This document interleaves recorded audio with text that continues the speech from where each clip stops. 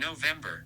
The wind in the North Carolina high country has raked the trees gaunt and spindly sunlight leaks from a sky the color of dishwater. Thanksgiving will be here in a week. The newspaper says that we are in a depression.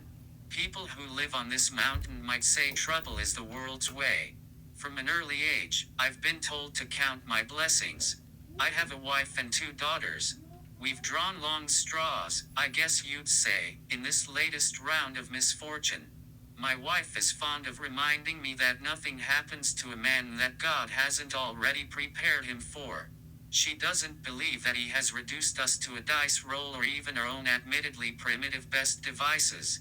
She's firm in her convictions, which I've often found to be nearly as good as being right.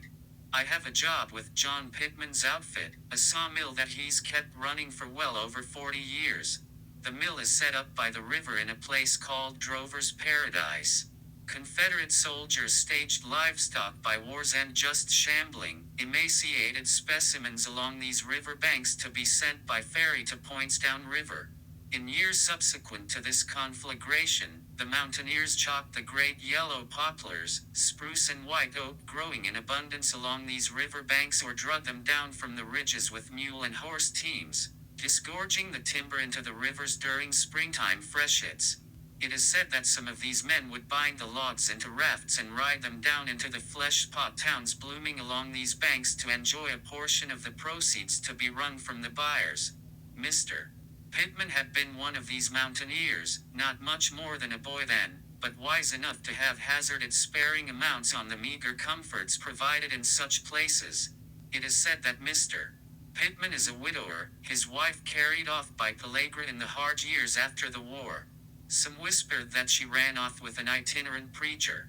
Those capable of settling such mysteries have either died or have grown old and wise enough not to prattle about matters of paltry substance. Mr. Pittman is a hard man and a man steeped in solitude, with a dour disposition. His gaze is flinty-eyed and honed daily on underlings, a set of people he'd no doubt think to include Roosevelt himself. His is a countenance creased florid and is one quick to register displeasure or palpable contempt. As a boy, orphaned by the war, he'd helped the soldiers herd livestock by war's end grown lank with disease and starvation onto the ferries clustered along the banks at Drover's Paradise. It is said that he suffered any number of outrages and depredations at the hands of these men, who were suffering alike and perhaps grown careless to the misery of God's creatures, great and small. Perhaps these experiences provide some insight into the calculus of this man's spirit.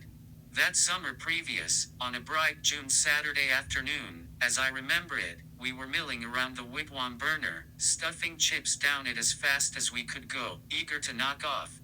Motes of sawdust were clinging to our breeches and shirt sleeves and clumped in our hair. Wesley Allspaw, a man given to a motley array of indiscretions, and perhaps already nipping from a cornbud flask he kept in a side boot, turned his attention towards Pittman, who stood away from us rolling a cigarette from tobacco pouch so ancient that its leather was worn smooth. "Mr. Pittman," Wesley cried, "why the hell ain't we ever seen you so much as crack a smile or catch a glimpse of something you might find amusing? It would only be natural and good for the soul to turn your mind to such things." Pittman finished rolling the cigarette, lit it and took a deep drag. He wiped his face with a handkerchief and pinched the flame of the cigarette between thumb and forefinger and stuffed the handkerchief and cigarette into the same shirt pocket. With yet more deliberation, he gazed out over the ridges. Pittman replied, "Wesley, every morning I am given the opportunity to put that engine of mine on the road that leads from my house all the way here where I earn a living. We all earn a living here. And every morning that road does lead me past Slaptown. You boys are all familiar with Slaptown. It's where many of your daddies and mamas lay and their daddies and mamas before them, and it's where we'll follow. The sight of those rocks jumbled on that hillside gives me some perspective. You see, every soul they've chiseled into that hard soil has spent undue amounts of time indulging the same brand of foolishness that you, Wesley Allspaw, on this spot today, endorse. Do you see what it got them? A piece of cold dirt bought on credit and paid for by their sons and daughters. A marker with a name chiseled into it, which is an immortality that the elements will make quick work of. So we're left with the here and now, which I'll do my best to see doesn't slip off canned. Can any of you boys understand that? Pittman scowled at us and wiped his face with the handkerchief and turned on his heel and strode to his Dodge coupe. He opened the door and set the gear shift to neutral, adjusted the throttle and spark lever, grabbed the ratchet bar from the seat, opened the hood and wrenched life from the car on the first try. He drove away without a sidelong glance, cigarette clamped in mouth. We filed back to the shop and retrieved our pay envelopes, which were arrayed on a battered saw blade fashioned into a table. The Washingtons live in a pine and tar paper shanty, half cannibalized for firewood. 11 souls somewhat unaccountably find shelter here. Levi, the family's patriarch, and father of many of the children, lost half the right arm and all of a left leg in the Great War. He does little now besides sticking a pole in the water of Pinder Branch, riveting these crumbling hillsides behind the house. Shadrach, Levi's father, was once employed as bottom sawyer in Pittman's fledgling concern, a primitive saw pit requiring but 2 men for its operation. Shadrach, it is said, lost his life from a metal blade snapping apart and piercing his eye, infection setting in and affecting an agonizing, albeit nondescript demise. Pittman sees to it that the Washingtons are fed and clothed and that their house is sufficiently patched in the winter. It is a matter of course that he is greeted at the door by the children, dull-eyed and rapacious, riffling the contents of the boxes for store-bought items, the quart jar held off to the side, handed to Levi by Pittman. Pittman has taken to bringing me along on these visits. The old man claims he's become too old and feeble to hoist these boxes from his car up the hillside path. Maybe. In the mornings, I ride to work with Pittman, which are often great bouts of silence. The old man's brooding a dank presence leavened by the faintly sweet aroma of spent tobacco and the stray candy wrappers wafting from the floorboard like cellophane insects. What conversation to be had is ballasted with Pittman's rank solemnity, seemingly never so prevalent as in the mornings, what with the day bristling with potential for disorder or abject ruin. I walked home in the evenings, back through mountainside paths across the river, once worn smooth by hunters and other adventurers, some with impudent or illicit designs. Conrad McSween faithfully leaves a skiff on my side of the river every afternoon. Conrad is a hermit and lives in a ragged assortment of dwellings along the river and up into the hills. He makes spirits from an old copper kettle. He moves from place to place, and for one known to slice a man from ear to ear over matters deemed perhaps inconsequential, he displays a disarming generosity, seen in his penchant for leaving samples of his masterwork under his boat. It is said he keeps a pouch filled with thousands of dollars on or about his person at all times, no man yet having presumed extracting such bounty worth the loss of life or limb. In the winter, the trail grows dark long before I reach home and has lapsed into thickets in certain places. The trees, bereft, allow sufficient moonlight and fires dot these hills, especially in the winter. Men, similarly left bereft, have taken to the countryside out of personal misfortune or miscreants, or some combination of each quality. A rail line follows the river and these men simply follow the seasons or their winds on Norfolk Southern's back. Wife and children will have gone to bed before I arrive home in the winter. Supper is left to warm on the stove. A kerosene lamp and a box of matches are set by the door. I scoop ashes from the stove and separate the embers, layer with kindling and add a slab or two of cordwood. I eat my supper in the silence and at nearly dark. The lamp is lashed to a long nail protruding from a rafter beam. I have a dog, half walker maybe, found it in a rotting burlap sack set out in a thicket of honeysuckle and thistleweed some years back. I'd not presumed the dog's survival, sunken in her traces, reeking of parasites. I suppose this explains the absence of a name, her wretchedness bequeathed anonymity, and now she provides substantial company, benign and serene within her abiding namelessness. She waits for table leavings, officially forbidden by the wife's decree, and sleeps inside on a ragged pallet, another unsanctioned indulgence. We go to church, it being a Sunday, and come home to eat a dinner of mustard greens, pole beans, thick sliced cured ham, buttered biscuits, and a layer cake. I've procured 2 bottles of pop, an orange and a root beer, kept them hidden in the chicken brooder, and we split them between the 4 of us after dinner. The leftovers are covered with cheesecloth and placed on the sideboard for later. The girls go to their room to copy Bible verses into liveried tablets a traveling Pentecostal had been doling out with an indolent, wistful air some weeks back in front of Frisbee's store. Great boils, glistening cords of gristle and pus, clung to his neck, and he touched them absent-mindedly as he'd explained that he was fed up with the Jesus racket, that it roiled the dispositions of certain men, and was moving on to Chattanooga, where he had a brother-in-law promising work in his lye factory. And did a nickel's donation seem an extravagance for such impressive liveried tablets? The afternoon unspools, the girls content with the verses and their chatter. My wife writes letters while I nap on a pallet pulled beside the stove, dog beside me. The shadows lengthen and trail away toward dusk, and the breeze stiffens into gusts that set the tree limbs quivering. Brittle dead leaves hurtle across the earth and settle in uncertain ridges against the house. It will be a cold night, and weather will soon appear on the mountain. The dog wakes me with its barking and is shushed. She pays me no attention, and her barking grows more agitated. She isn't yelping at squirrels skittering across the rooftop or at backfiring vehicles trudging up the mountain. She goes to the door, tail vertical, hackles bristling with hind legs splayed. I open the door, and there is a man standing in the road, in an aspect spectacularly unkempt, so much so that it seems to have conferred upon the men some ancillary qualities of distinction and purpose. His dark hair is long and streaked with grease and dirt, and his face is unshaven, pallid cheekbones perfectly planed by starvation. A thick scar is raked across the bony protuberance of nose, and his mouth is thin and pursed with an ascetic quality. He wears canvas breeches favored by railroad workers, such previous ownership a distinct possibility, streaked the orange of river mud. He wears a ragged long coat, which cavorts about his ragged perpendicularity. It is fastened primly to its topmost button, though his long neck exposes skin a waste of translucence. This man, so irredeemably spavined, raises my hackles. My wife sidles next to me. Don't have him using for long out there, she advises.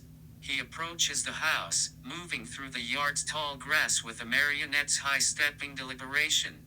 I walk out on the porch. You can stop there and state your business, mister, I say. He gazes at me for a long indecorous minute, snuffles and wipes his nose on his sleeve. His eyes are dark and flashing and look past me into the recesses of the doorway. A clever fellow might offer me a bite to eat, if it's to be spared. Do you reckon you'd offer? He says. You wait there. I retreat into the house, leaving the door open so as to keep the man within view. The dog is growling, the low and insistent trill of a motor running. I gather ham, fatback, and biscuits from the sideboard, folding it into cheesecloth. Send him on his way, Will. Don't let him idle you with small talk. I'll not have him scare the girls, my wife states. Aim to do that directly, I reply. I hand the bundle to the man, who snatches it keenly. He sifts through its contents appraisingly, and this seems a lavish breach of etiquette on this supplicant's part. There's plenty there, mister, and it's as acceptable as you'll find. Do me the courtesy of being on your way now, I say, pointing out to the road. He puts the food in a pocket. I thank ye. Like any gentleman, I'm not unfamiliar with the nuances of hospitality. Had ye chosen not to accept me for dinner, perhaps I would simply have hosted you and your lovely family, the wife and girls. Would have been an astonishing supper, he states, extending his hand. I point to the road without taking his hand and turn back to the house. Sir, would ye be so kind to leave your lurcher inside so I might rejuvenate myself at your pump? I turn and give him a quizzical look. How do you know I have a pump back there? From the angle of my approach in the road, of course. I will be but a reverend minute. You be gone before that minute's done. I'll not be carrying food in my hands if I have come out to greet you again, just so we understand each other. He nods and walks to the back. I walk to the back of the house to the girls' room, push aside the feedsack curtains to spy the man, shushing the girls and nudging them away from the window. The man is bent under the pond, drinking lustily. He stops and retrieves a patent medicine bottle from a pocket inside his coat. It is filled with perhaps an inch of fluid, a sickly yellow color. He fills the bottle about halfway with water and drinks its contents in one gulp and flings the bottle into the milkweed lingering beneath an ancient looming catalpa at the yard's edge. The man saunters to the road, his body once again his. He walks down the road in the dying yellow light, gesturing emphatically at the air. Rain and sleet spits and hisses and the wind screeches rancorously. Perhaps other men would have been offered a place to settle of such an evening. The Shaws live down the road in a house of split pine and oak, 2 narrow rooms with plank floors and a small kitchen held onto the back room, windowless with a buckling tin roof scarcely angled beyond a perfect flat trajectory. There are 2 doors, one in front, one in back, flush to the wall, unframed and held in place by a hasp. There are 3, Fosse, Annabelle and Luther, the boy. Fosse once worked at Hawk's Nest some years back and the Carbide men sent him home with a case of potter's rot and little else to show for his labors. Annabelle, somewhat unaccountably, had survived a cancer and had developed an affinity for paregoric from doctors who'd found her condition a hopeless one and had only wanted to ease her suffering. A kind old doctor, fallen to a ruined lassitude, still sends her sufficient quantities of tincture number 23 and canisters of snuff. The boy suffers from an acute dementia and though he is nearly 15, has never seen the inside of a schoolroom. It is said he is a musical savant of sorts, though such a talent is apparently neatly tucked away out of sight of us mortals. Fosse spends most of the day worrying copies of Ivanhoe and the Bible and is apparently content with just these 2 forms of literary stimulation. Annabelle sips paregoric and dips snuff and cares for the child, her hothouse flower. Luther hasn't much tolerance for human contact beyond that of his mother's and seems to prefer to spend his time in a caneback chair position facing the wall, bobbing his torso with a metronome's precision. Annabelle claims that the boy, 3 years old and having never uttered a word, woke her one morning and calmly told her her daddy was dead, a fact whose revealed truth arrived in the form of a telegram brought over from Frisbee's store 2 days later. Annabelle dotes on the boy and treats Fosse with studied indifference. It is said that Fosse's prospects in this world were once bright and Annabelle was once a great beauty, and sought after by men of advantage and esteem, conjectural assessments as ephemeral as long-forgotten June afternoons. I bring food and other items to these folks about once a week. I will allow that it's still a bit of a mystery that these folks have gotten on this long with just our help. They have no family in these parts and people are plain wary of this troubled collection of humanity. We eat well on Thanksgiving. Suet pudding, dumpling, hard-boiled eggs, green beans, turkey with chestnut stuffing, sweet pickles, candied yams, buttered rolls and light bread, orange date cake and sweet plums are on the table.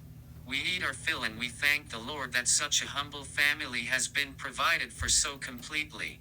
I wrap some of the food and carry it to the spring house, set aside a good portion and wrap it and place it in a hard-bottomed canvas pouch to be slung over my shoulder. I've promised dinner to the Shaws. I'll be home before long. Their boy won't abide me for very long, I say. Clouds are coming in low over the mountain. I'd say we'll have a skift of snow by morning. I could leave some of those cucumber and mustard sandwiches you like or even chance to wait up for you, Will. You know that I worry, my wife states. We would be rich and idle if I could deposit all those worries of yours in the bank. I might buy me a smoking jacket and you and the girls all manner of vanities and we could be as sad and dissipated as any run-of-the-mill baron or baroness, I say. I'd worry rich or poor. You be along directly now. Trouble does follow that family and I'd rather it not latch onto you, she says, filaments of anger tracing her tone. Cucumber and mustard, huh? I'll be home before the first flake hits the ground. Promise. I gather the pouch and a carbide lantern and say bye to the dog and the girls and give my wife a wink and begin walking. The Shaw house is a mile away. The day's vestigial streaks of lavender and orange bleed over the ridges, and there are dark clouds poised on the horizon. I reach the house.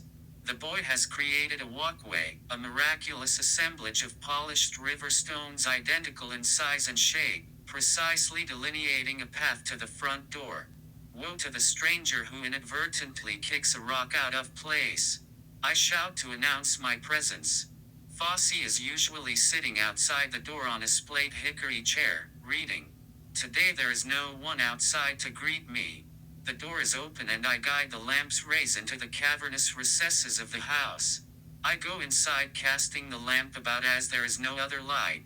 In the front room a cast iron Avondale stove rests against the back wall, and there are two chairs, gray and misshapen as mushrooms, at opposite corners of the back wall, one missing its seat. The boy's chair faces the wall, but its back is tilted so that it rests against the wall, a placement the boy would have never abided. Resting on nails behind the stove are tin pots, unenameled. A pine table is in a near corner, covered with a frayed, rust-colored doily. Fossey's Bible rests on it along with an empty patent medicine bottle. A frock coat shared by all rests on another nail behind this table. There are 2 or 3 bottles strewn on the floor. Odors at once astringent and fetid pervade these walls. I enter the back room where a chipped enamel basin and a shaving mug, a matching set with engraved roses, rests on a chest of drawers. A gilt mirror, trimmed with flounces and scallops, rests on the wall above the chest, a relic of bygone days.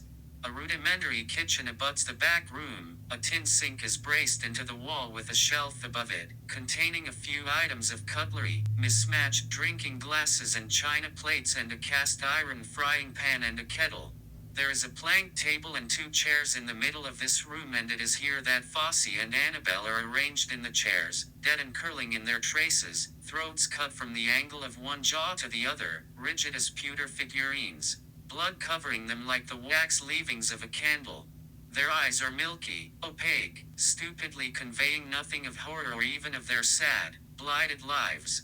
The 2 have been dead for days, no odors proceed from them, perhaps owing to the cold weather and the shade drawn on the house. There is nothing about such mayhem to be quantified physically, gathered up and swept into a dustbin.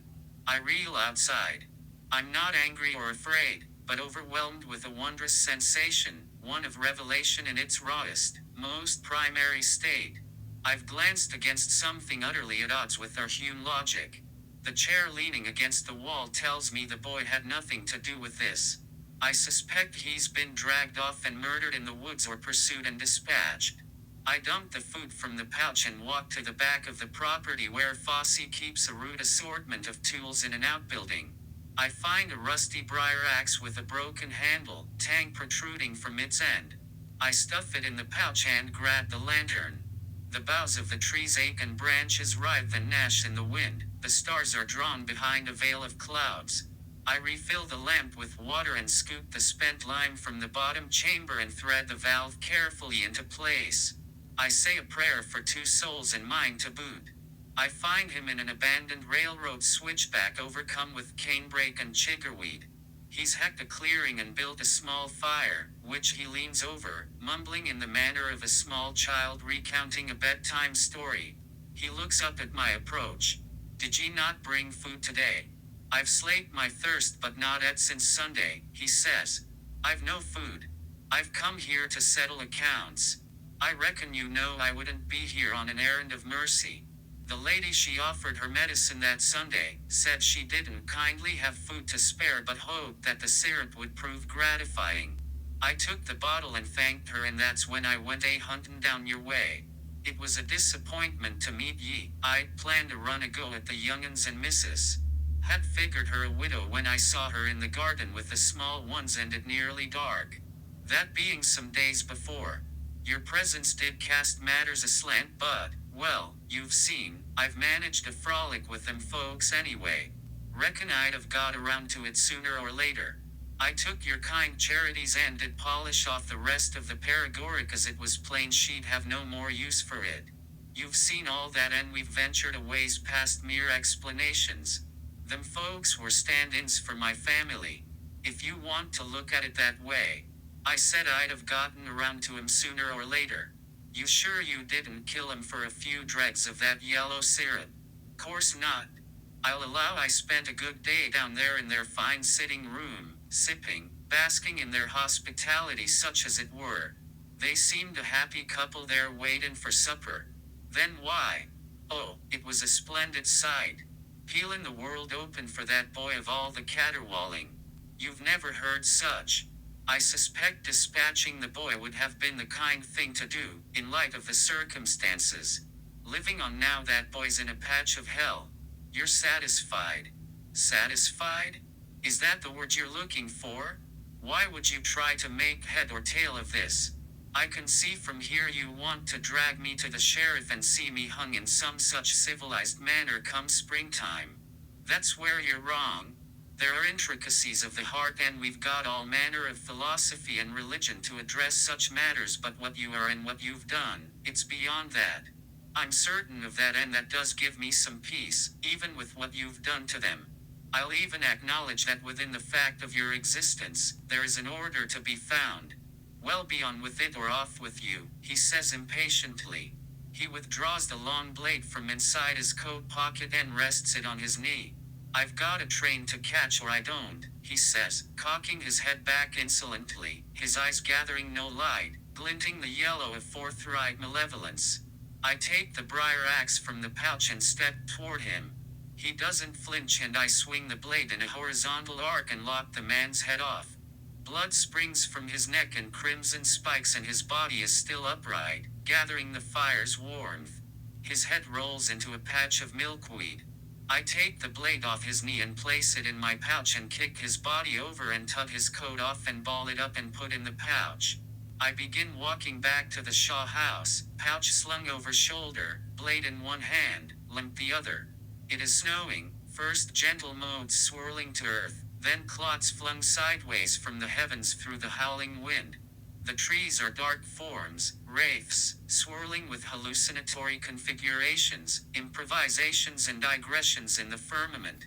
From within these wilds, I can hear the boy singing, a ferocious resonant cry at once ragged and ethereal, waxing and waning across the land's fold and creases. I reach the house and daybreak is but a catarrh bled out over the earth. A car is parked in the road in front of the house, snow creeping up its haunches. I reach the yard. There is a man in the doorway and he walks toward me, his movements jagged, grotesque. He shouts and gestures toward me and a dark shape flashes through the snow. I feel the metal cut into my belly and a roaring in my ears and the flesh burns and bleeds. I fall and the man stands over me. I lay in the snow, gasping and could feel myself being tugged from form. Will. Pittman says, his countenance tattered and drained. I saw your blade and you're covered in blood. He's down the road a piece, Mr. Pittman. You've settled this. Yes. Let's get you out of here then. I'll get you to the doctor in Piney Ridge. It won't do no good, Mr. Pittman. Pittman peels his coat and shirt off and begins ripping the shirt to stop the wound. He pulls up my shirt and grimaces when he sees the wound. You might live, Will. Mr. Pittman, listen. You'll take care of them. That wound ain't a certainty, Will. I'll do what has to be done if it comes to that. That's a certainty. He looks back at the house and sighs, a shirtless old man in a snowstorm. Mr. Pittman, you've got quite a story to tell. I can't help but laugh. This one LL pass muster with the coots out in front of Frisbees. Grant you that, Pittman says, gazing out past the ridges. Mr. Pittman, did you know men are gonna make starships that will someday go 1,000,000 miles an hour? Working on it right now, men like you and me, hard as that's to believe. I don't doubt it, Will. They'll be trudging across infinity, they will. With that, he loosens a hoarse bark of a laugh. He bends down beside me and squeezes my arm. You cold, boy. I die in that place just a little ways from home, with that boy's strange cries echoing in the expanses, shriveling and dying in the crevices, leaving my wife a widow and the girls without a father, and Pittman's purposes fixed and certain as the stars in the firmament.